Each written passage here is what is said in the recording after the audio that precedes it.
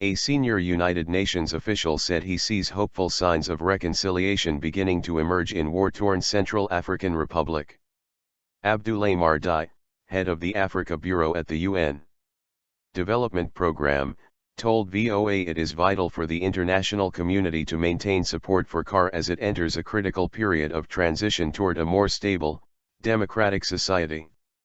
The UNDP's Africa Bureau chief has recently returned from a week-long visit to Central African Republic to assess what his and other UN agencies are doing to support the country's fragile peace process. Dieye said great difficulties lie ahead for peace and reconciliation to take root as the population remains traumatized, deeply divided, and mistrustful of the state. Sense of hope.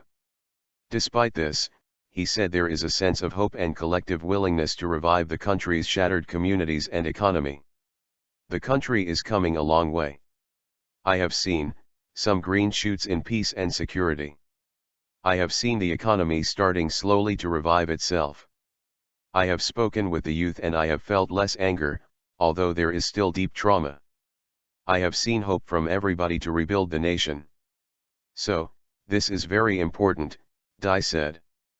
The government is pinning its hopes for achieving a more stable, economically viable society on next month's Peacebuilding Bangui Forum. The national gathering will lay the groundwork for a planned constitutional referendum as well as legislative and presidential elections scheduled for August.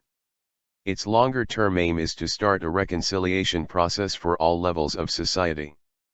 Thousands of people have been killed since December 2012 when the mainly Muslim Seleka rebels launched attacks to overthrow the government of François Bozize. The United Nations estimated the conflict has uprooted more than 438,000 people within the CAR and forced more than 423,000 others to flee to neighboring countries. The formation of the Christian anti-Balaka militia has increased the sectarian nature of the conflict, creating a religious divide in a country where this did not formerly exist. No Muslim-Christian crisis.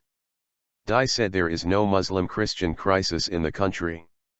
He said religion has been manipulated by political leaders for opportunistic reasons and ultimately will have no sway over the population.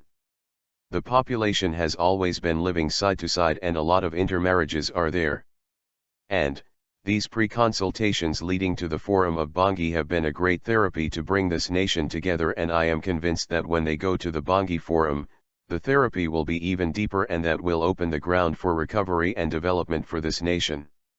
And, they deserve it, he said. Dieye said eradicating exclusion and rebuilding the country's economy is key to ending the violence in CAR. He added the country's development prospects hinge on restoring security, creating a strong state authority and including all segments of society, in particular young people and women.